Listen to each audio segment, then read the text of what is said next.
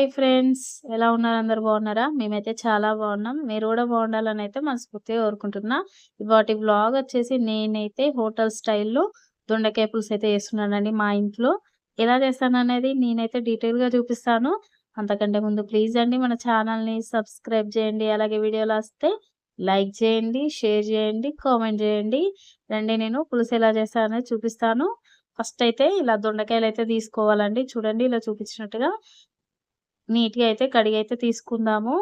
First అయితే ఇలా సైడ్‌లన్నీ cut చేసుకొని గూడా దొండకాయలు ఇలా వైట్‌గా ఉండేటట్టుగా చూసుకోండి. అలా అయితేనే కర్రీ బావుంటది. ఇలా చూపించినట్టుగా 4 లేయర్‌లో అయితే కట్ చేసుకోండి. ఇలా, ఇలా చూపించినట్టుగా పర్ఫెక్ట్‌గా కట్ చేసుకోవాలండి. అలా అయితేనే మనకి కర్రీ అనేది పర్ఫెక్ట్‌గా వస్తది. చూసారు గదా! ఇలా 4 లేయర్‌లు అన్నీ గూడా కట్ చేసి అయితే పక్కకు పెట్టుకున్నాను. ఇప్పుడు దీంట్లోకైతే నేను ఒక చిన్న నిమ్మకాయ సైజ్ అంతా చింతపండయితే తీసుకుంటున్నాను. దీన్నైతే నానబెట్టుకుందాము. దీంట్లోకి నేను చూపించినట్టు ఒక చిన్న టమాటా, ఒక 3 ఉల్లిపాయలైతే తీసుకున్నానండి. దీన్ని గూడా మనం కట్ చేసుకొని పేస్ట్ అయితే చేసుకుందాము. అలా అయితేనే మనకి దొండకాయ పులుసు గ్రేవీలా హోటల్‌లో చేసినట్టుగా పర్ఫెక్ట్‌గా వస్తదండి.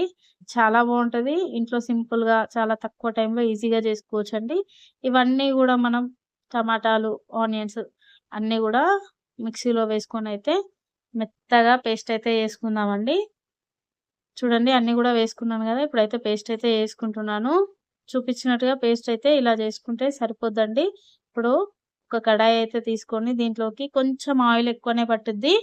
ఇలా కొంచెం అంటే మనం ఫస్ట్ ఫ్రై చేయాలి గాబట్టి దొండకాయలు ఆయిల్ ఎక్కువనే తీసుకోండి. ఇప్పుడు మనం కట్ జేసి పెట్టుకున్న దొండకాయలన్నీ గూడా మంచిగా ఫ్రై అవ్వాలి. తెలుస్తది మనకి ఫ్రై అయినట్టుగా. నేను చూపిస్తాను చూడండి. ఇలా అనుకుంటూ అయితే అన్నీ గూడా ఫ్రై అయితే జేసుకోవాలండి. ఒక 15 మినిట్స్ పట్టిద్ది. చూడండి అన్నీ గూడా ఎలా ఫ్రై అయిపోయినాయో.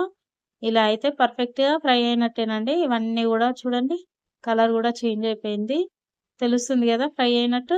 ఇలా అయితే పర్ఫెక్ట్ అండి. ఇప్పుడైతే తీసేసుకుందాము ఆయిల్‌లో నుంచి. తీసేసుకొనైతే సైడ్‌కైతే పెట్టేసుకుందాము. ఇది ఇప్పుడు ఇదే ఆయిల్‌లో కొంచెం జీలకర్ర, అలాగే ఒక 4, 5 పచ్చిమిర్చి ఇలా మధ్యలో ఘాట్లు పెట్టయితే వేసుకోండి. అలా అయితేనే మనకి ఇవనేది దాంట్లో కలిసిపోవు. సెపరేట్‌గా దీని టేస్ట్ గూడా చాలా బావుంటది. పచ్చిమిర్చి ఈ పులుసులో. దీంట్లోకి కొంచెం కరివేపాకు గూడా వేసుకొనైతే ఇలా ఫ్రై అయితే చేసుకుందామండి. అన్నీ గూడా మంచిగా ఫ్రై అయిపోయినాయి గదా! దీంట్లోకి మనం ఇప్పుడు మిక్సీలో పట్టుకున్నాం గదండీ! టమాటా, ఆనియన్ పేస్ట్ దీన్ని గూడా వేసుకొని ఆయిల్ పైకొచ్చేంత వరకు గూడా కలుపుకుంటూ అయితే ఫ్రై చేసుకుందాము. ఒకటి గుర్తుపెట్టుకోండి. కంప్లీట్‌గా ఈ రెసిపీ స్లో ఫ్లేమ్‌లో మాత్రమే చేసుకోవాలి. లేదా మీడియం ఫ్లేమ్‌లో అయినా పెట్టుకోండి. పెట్టుకొనైతే చేసుకోండి. ఇది మొత్తం కలర్ చేంజ్ అయ్యి ఆయిల్ పైకొచ్చేంత వరకు గూడా కలుపుకుంటూ మధ్య మధ్యలో ఫ్రై చేసుకోవాలి.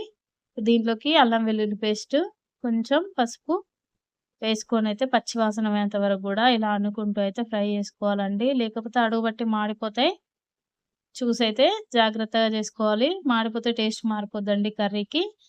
అంతా గూడా ఫ్రై అయిపోయింది. దీంట్లోకి 1 స్పూన్ కారం, 1 స్పూన్ సాల్ట్ వేసుకొని ఒకసారయితే ఇలా కలుపుకుందామండి. కారం గిట్లా అవన్నీ పచ్చి వాసన పోయేదాకా ఇలా కలుపుకుందాము. ఇప్పుడు కలుపుకున్నాం గదా! ఒక 2 మినిట్స్ తర్వాత దీంట్లోకి మనం నానబెట్టుకున్నాం గదండీ చింతపండు రసం. అదైతే వేసుకొని కర్రీకి సరిపడినంత వాటర్ గూడా యాడ్ జేసుకోవాలండి. చేసుకొని మరిగిచ్చుకుందాము. కంప్లీట్‌గా ఈ రెసిపీ ఒక 13 మినిట్స్‌లో అయితే కంప్లీట్ అయిపోద్దండి. చాలా బావుంటది. హోటల్‌లో యాజ్ ఇట్ ఈజ్‌గా జేస్తారు. ఈ మరిగిన పులుసులో ఇప్పుడైతే దొండకాయలైతే వేసుకుందామండి. వేసుకొని ఒక 5-10 మినిట్స్ కొద్దిసేపు మరిగించుకుందాము. ఇలా మరగడం వల్ల దొండకాయలకనేది ఈ పులుపు టేస్ట్ అనేది బట్టి చాలా బావుంటది. అలాగే దీంట్లోకి జీలకర్ర, మెంతుల పొడి అండి. ఇది వేయడం వల్ల అసలు పులుసనేది నెక్స్ట్ లెవెల్‌లో ఉంటదండి. రియల్‌గా మీకు తెలియపోతే ఈ రెసిపీ ట్రై చేయండి. డెఫినిట్‌గా నచ్చుతుంది. ఒకసారి ట్రై చేస్తేనే గదండీ ఏ రెసిపీ అయినా ఎలా ఉందనేది చెప్పడం కంటే చేసుకొని తింటేనే గదా తెలుస్తుంది. కాబట్టి ఒకసారి ట్రై చేయండి. నిజంగా నచ్చుతుంది.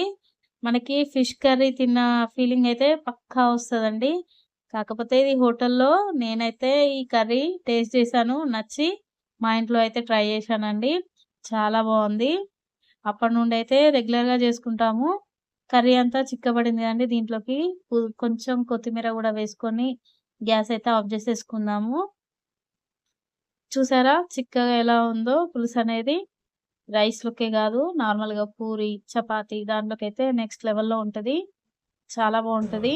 నా వీడియో నచ్చితే ప్లీజ్ అండి లైక్ జేయండి. అలాగే మన ఛానల్ సబ్స్క్రైబ్ జేయకపోతే ప్లీజ్ అండి సబ్స్క్రైబ్ జేసి నాకైతే సపోర్ట్ జేయండి. వీడియో గురించి ఏమైనా డౌట్స్ ఉంటే కామెంట్ సెక్షన్‌లో కామెంట్ జేసేయండి. సరేనా మరి? బాయ్.